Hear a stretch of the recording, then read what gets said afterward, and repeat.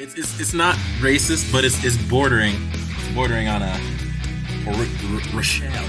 M. Night Shyamalan, what the hell, dude? Well, very roundabout detour, but I still need to know if Freddy got fit. Yeah, we'll see if she walks in on us doing this now. I will go on a crusade to defend nipples. Okay. What is this podcast right now? You can get canceled for anything. It is 2022. You can get canceled for looking at something. It's just one of those days. Listen, Lucas, I'm a good friend. Step your shit up. Anyway, hello, welcome I to... give you some bonus content. I'm trying to do the intro, Sam. I'm sorry. Oh my gosh. And you people who are already listening, like, I'm so sorry. You already missed out on all the bonus content we were talking and forgot to record. Dang. Yeah, I'm sure we'll circle back around to it. Oh yeah, definitely. So welcome to the last three brain cells. My name is Lucas. I've been spending the past few weeks with a running gag, just hamming it up with Lil Pig Boys and Ariel Swine. And I think we're at a point where that running gag has hit such highs that I feel like it's just a tailspin from here on out. So I'm not sure if I have any more to continue that gag. I mean, I think we could just keep passing it around like the dead, dried out pigskin that it is. Look, man, I think that you could sniff around for some more truffles. Some Sniff, sniff. black gold, as it's called. Ooh. What'd you just call me, Jeremiah? Hey yo! I was thinking that's actually that. a good nickname, Black Gold. I was thinking Please that, not. but I was worried that would be racist if I made a comment about Sammy. It's not racist, but it's bordering on a Rochelle, if you will. Black gold is why I would call a black woman who's a gold digger. Okay, now that's dog. All right, moving Black Gold on. was a menu item I used to have on my drink menu. It featured Coca-Cola, passion fruit, and I want to say rum. It's a good time. There's some lemon in there and some other stuff. All right, so you were just listening to Sammy. I'm going to introduce him before Jeremiah, because fuck Jeremiah, am I right? I would. Speaking of which, I'm also here with Jeremiah. You're whatting me? Oh, Jeremiah.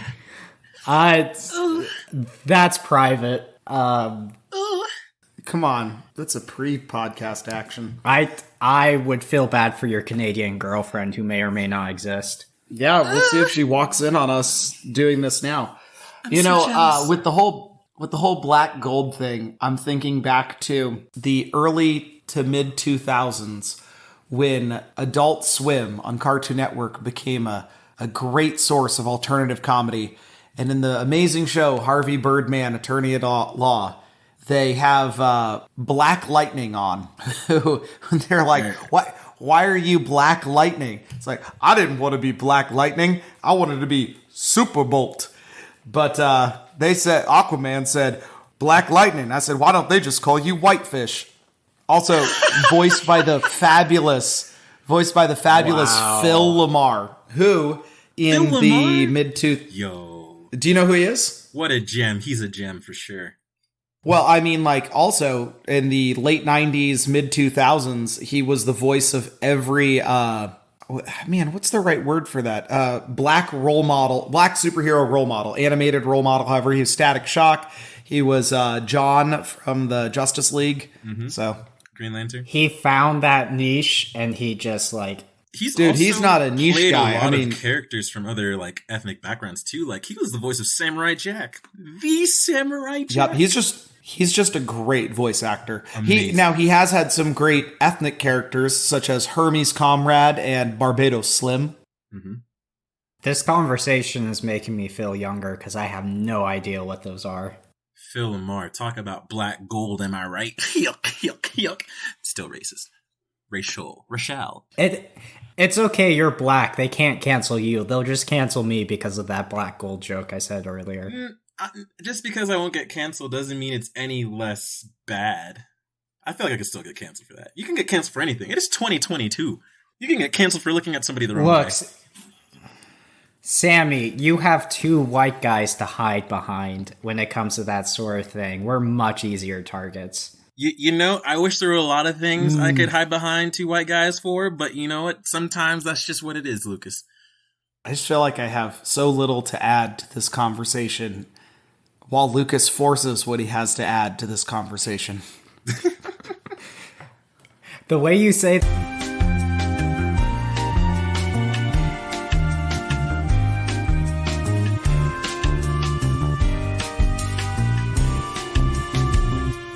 Anyway. Yeah, we're gonna cut that out. Yeah, That's just gonna be a beep.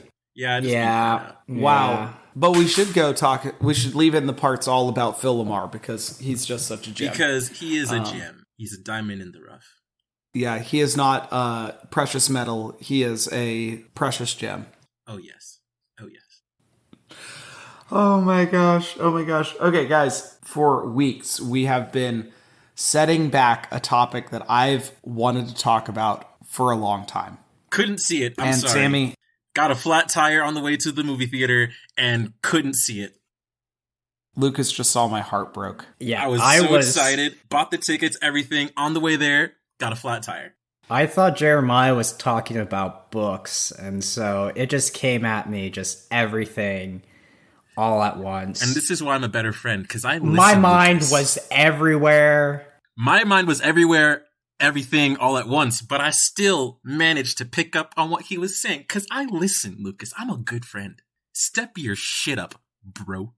My favorite part is that Lucas said the name of the title of the movie incorrectly on purpose, and I think you said it incorrectly on accident, which is just such like a delicious level of irony that... Well, I said it incorrectly because I didn't think it would sound as natural, shoving the everywhere in there. I mean, I've done enough shoving to the podcast so far. I think it would have sounded perfect. I just didn't see the movie, so I forgot what it's called. Is when you say like shoehorning in the title and stuff, are you talking about like the amazing, this is going to be an internet culture, internet history lesson, but when the internet used to call into Tom Green's show and Bel Air him? This statement is too meta for me to understand. All right, Tom Green is a almost unnoteworthy comedian. I don't know. He made a movie called Freddy Got Fingered. He made a couple of others that were unmemorable. I beg your pardon? Look, back up. The best part of this movie... Did you just fall over? A little bit. Really changes the Ready for Freddy. Are you okay, Sammy? I'm still trying to recover. I have a question once you're done explaining. Okay. What is this podcast right now? So, like, you can't cut that sound of him falling over backwards. I probably won't be able to. It's probably going to overlap with you. Well, actually, Wait. But Jeremiah, what happened in this movie? Did Freddy get fingered? Look, it's a movie you probably just have to see.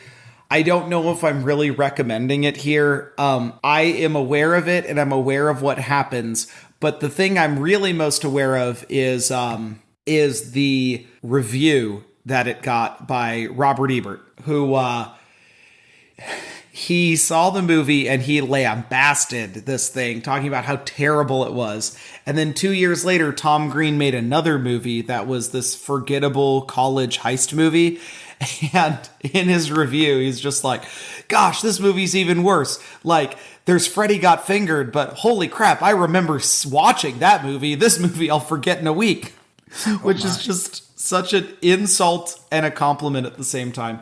Look, the point is there's this Canadian comedian, which there's a lot of them, but Tom Green.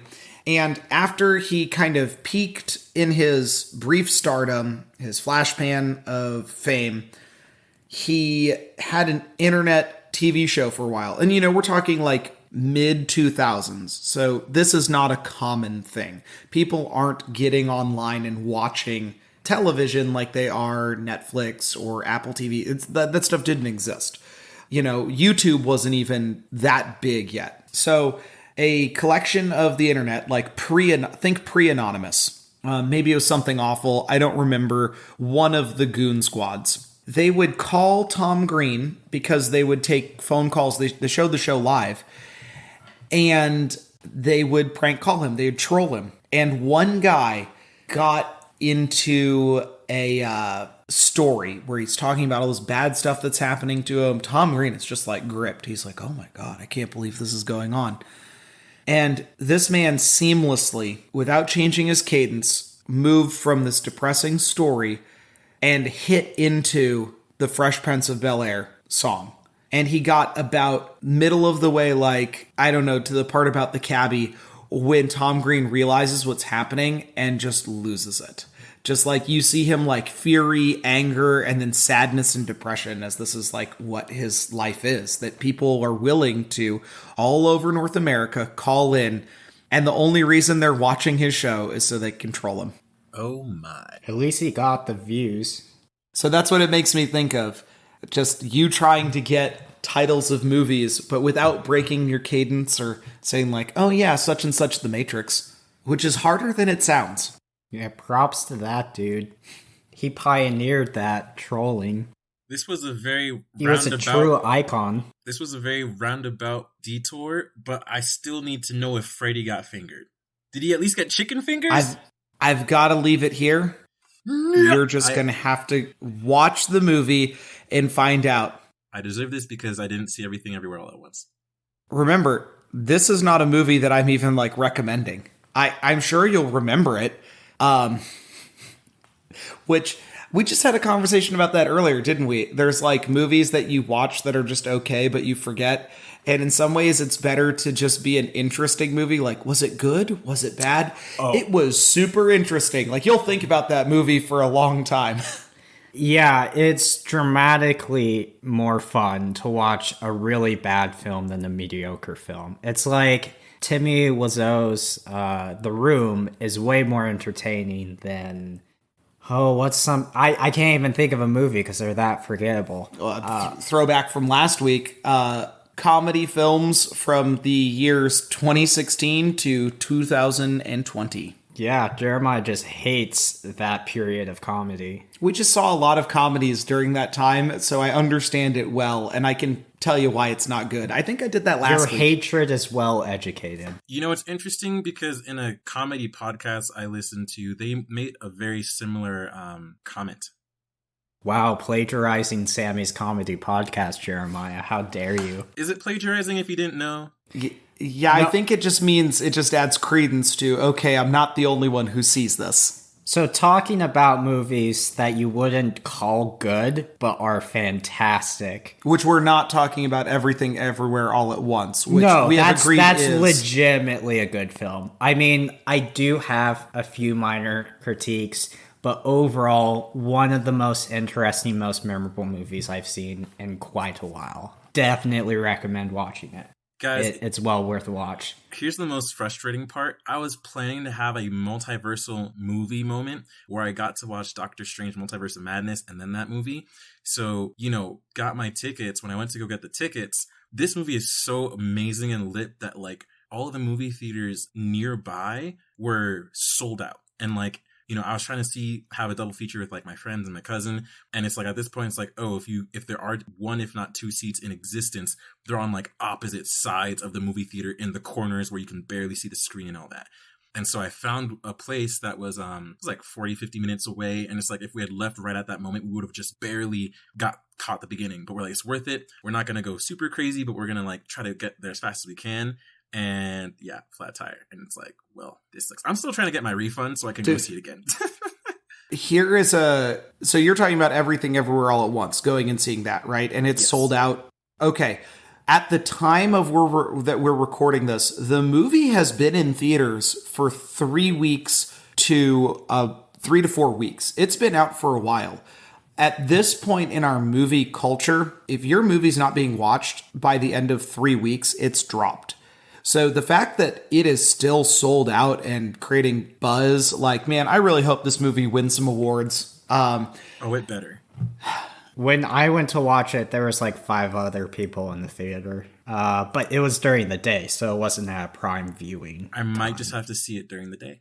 Take no, a day but I was thinking there's 2 movies that I can't call them good films. One of them I will say is the most beautiful film ever made. Any guesses on what that might be? I can't Lighthouse. say it's a Beautiful Life. good. I haven't seen The Lighthouse. Oh, the cinematography is great, and it's very interesting. The last third was where I was like, this got way more wild, but I think it's a good movie. What about you, Sammy? Do you have any guesses on what would... I couldn't say is a good film, but is a beautiful film regardless? No. I've got one. What's your guess? The one movie, which it's not going to be the movie that you pick, but it is going to be The Thief and the Cobbler, which is a masterclass in the most beautiful animation you've ever seen. That is one of the best movies of my entire childhood. It's a bad movie. I hate to tell you that, man. What? The voice directing on it, the story, all of that, the pacing, it's very poor. But the animation is beautiful. Anyway, we can talk about this another time. Sir, how dare you?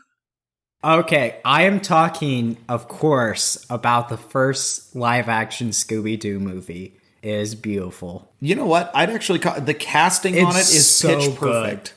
I think the Shaggy, casting on it's good, but oh my God. I don't know, man. I actually was not a huge fan rewatch of it, but I did like the casting. Rewatch it. I rewatched it with my brother and my parents. It was great. It was fantastic. Really fun movie experience. It's beautiful.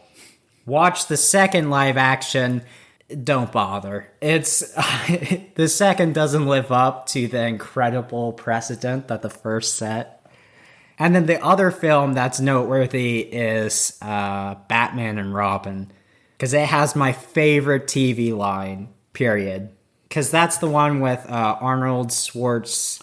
Yeah, as Mr. Freeze, and Mr. Freeze teams up with Poison Ivy, even though their goals are polar opposites and incapable of coexisting. The whole film's terrible. I think it's the one that has bat nipples. There's more than one film that has bat nipples. Nipples are amazing. I will go on a crusade to defend nipples. Good for you. But there's a scene towards the end where Mr. Freeze is using a telescope and he's turned it into an ice laser because science is not a thing. And there's two scientists on the telescope and it ends up swinging wildly. And while it's swinging wildly, one of the scientists just says, "It's just one of those days." And that is my favorite delivery of anything. I'm going to give a counterpoint after, of course, crushing on The Thief and the Cobbler. I'm going to give a counterpoint that I think that Batman and Robin is actually one of the best Batman movies. Most people disagree with that. Nerds at the time in the 90s hated it because they felt that it set back superhero movies years and years. But Joel Schumacher, the director, that was the second Batman film he had directed. And the studio wanted him to make a bunch of toys. So he's like, fine, we'll make a big toy thing. We'll make everything so it's easily made into toys. And then he just leaned into the campy 60s style. Because that movie is so much like the 60s Batman. And that's not what people wanted. But when you watch it under that context, it's fun. It's a fun movie. And that's why I brought it up. It's a fun movie to watch, but it's also just a terrible movie. It has a bat credit card. I mean, how do you defend that level of what I'm saying? Everyone has to know Bruce Wayne is Batman because he's got the bat credit card. Well, I mean, that's the thing. They're leaning so heavy into the campiness. I think people see a scene like that or they watch that film, and especially at the time in the 90s when it came out, and they were like, this is stupid. But who is it? There's a YouTuber named Patrick Willems, and he does video essays on movies, and he did one actually on this film. And he was talking about, this is a couple of years ago, he was talking about, hey, in our current era of superhero-dom, going back and watching this movie, it actually critiques superheroes and is making fun of them in a really interesting way. But at the time in the 90s that it came out, all of that other stuff didn't exist. Everybody wasn't as into the superhero stuff. So watching it nowadays, where we have all this other superhero whatever, it reads, I think, a lot more like a goofy comedy film.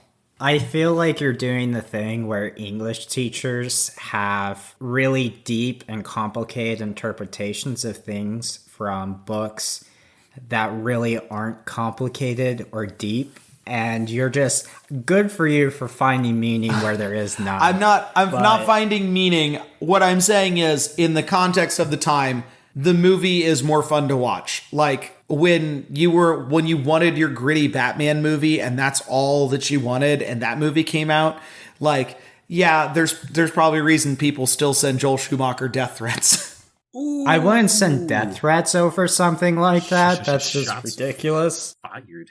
I mean, just chill. Just chill if you're at that level of rage. I mean, like, for historical context, it's worth pointing out that movie, everything I just said, that it's fun to watch, especially now with our superhero literacy, it's more fun to watch than at the time. Look, that movie tanked people's careers. Like, George Clooney got out fine, but Uma Thurman, they weren't going to hire her for anything until she was cast in Pulp Fiction and then Kill Bill by Quentin Tarantino. So apparently George Clooney keeps a framed photo of the poster for that Batman and Robin up in his office as a constant reminder to never take a job just for the money.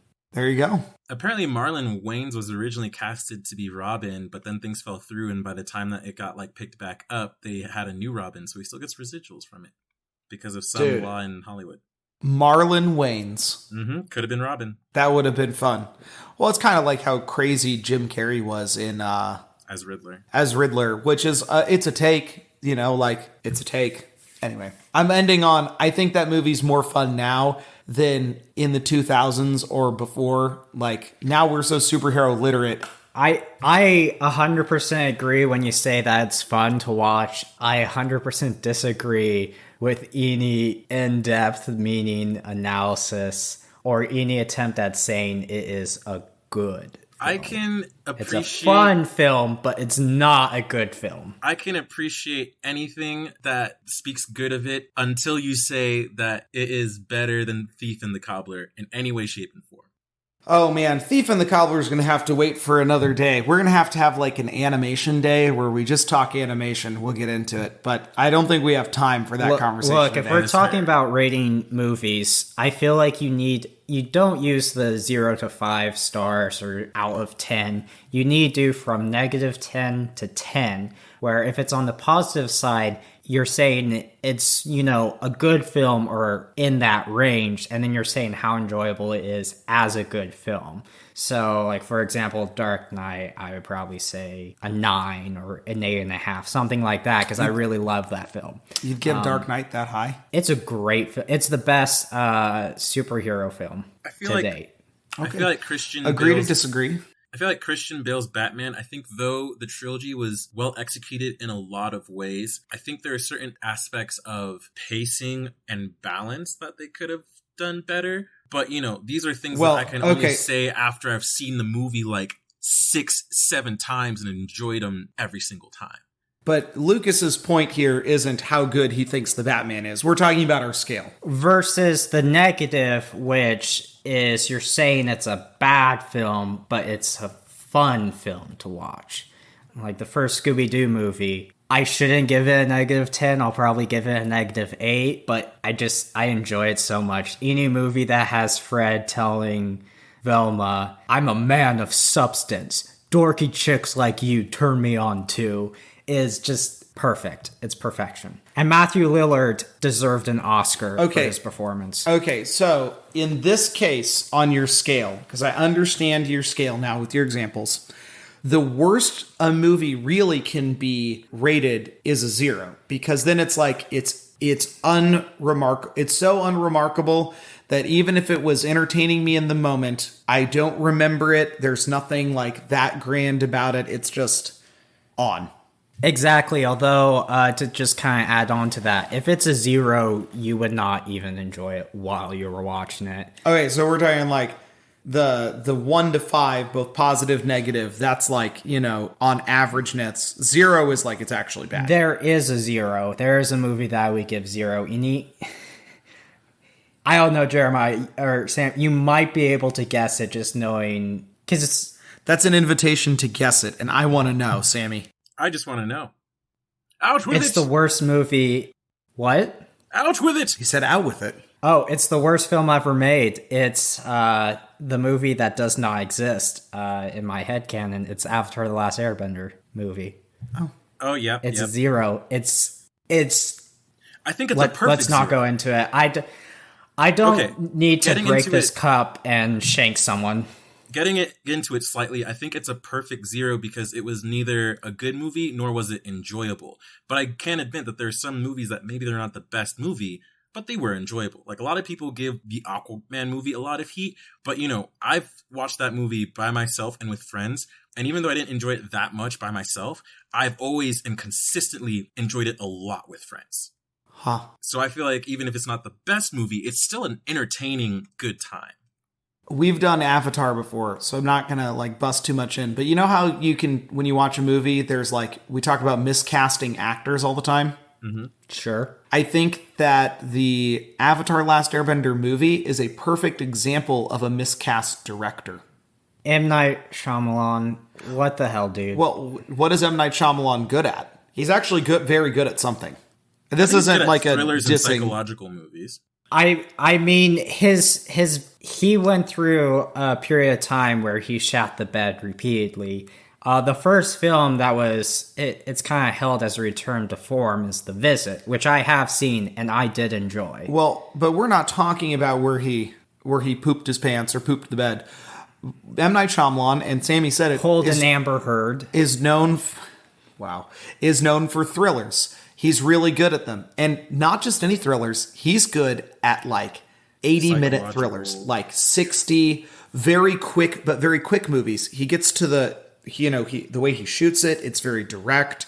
It leads you through, but his movies aren't very long. They're between 60 minutes and 80 minutes. So a guy who's good at short thrillers is led to direct a massive fantasy epic that should have clocked in somewhere from 2.5 to 3 hours. So he was miscast as the director. And I'm not saying he didn't shit the bed, right? That's far from what I'm saying. I'm saying he's good at a specific thing and he did not direct that thing. I'm almost willing to forgive him as long as he keeps delivering movies at about the same quality as The Visit. Because I like horror. That was a horror film. I enjoyed it. Not the greatest horror film I've seen, obviously, but, an enjoyable one. One that I could conceivably see myself rewatching at some point. Okay, I'm going to have to throw it on. I mean, look, this year I'm about to go see 2 horror films. And Sammy, I don't know if I've told you, Lucas knows, I do not like horror movies. Me neither. Yeah, but you know what I'm going to go see this year? 2 movies. One is A24 has been knocking it out of the park. I'm going to go see Men, which looks great. And the second movie, no surprise, it's going to be Nope. I'm looking forward to watching Nope. But I feel like in that way, Jordan Peele, his movies are more thrillers than horrors, if that makes sense. Wait, I guess I'm out of the loop here. Have I just somehow missed this movie? So is this a new Jordan Peele movie that's coming out? Yeah, it's coming out. I don't think it's out yet. It's surprising that going from comedy to horror that he's so good at making the horror movies as he is. Dude. That's because almost no one's going to argue against that he's a good horror. Lucas, I don't know if you know his story. I disagree with you, Lucas. I think really? Not that he's bad at anything, but I think that the transition from comedy to horror is not that difficult because it really just comes down to timing and understanding your audience's expectations, right? Especially subversive comedy where you set yourself up for a punchline that your audience feels like, oh, I see the punchline coming. But then you give them a different punchline or you put a spin on it where you can still get that genuine laugh where they're like, oh, I didn't see that coming. That's still funny. Horror is a lot about, again, building that same anticipation, building that context, and then taking advantage of what you've built with your audience. Well, Sammy, I don't know if Lucas knows this, but are you familiar with where all of these scripts came from Jordan Peele, what that part of his story is? It doesn't come to mind at the moment. Okay, so this is why I think the horror part, because the man lost his dream. So Jordan Peele wanted to be on Saturday Night Live super, super bad. If you don't know, he and, oh my gosh, I always say his name wrong. Keegan-Michael Key, was that right? Yep, Keegan-Michael Key. See, I say K instead of key. That's what I mess up. Anyway, so It's okay. I mean, Key. Damn. So they were both on Mad. They were both on Mad TV, a different sketch comedy show that was still running at the time.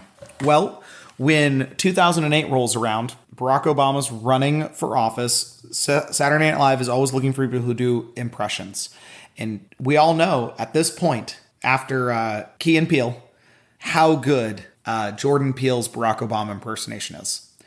Saturday Night Live was going to hire him. They had the contract and everything. Mad TV, though, they would not let him out of the contract. They didn't want to lose him. They're like, we're not going to send you to our competitor. His heart broke. And at that point, he realized that in show business, anybody can just take something away from you. So he just started writing.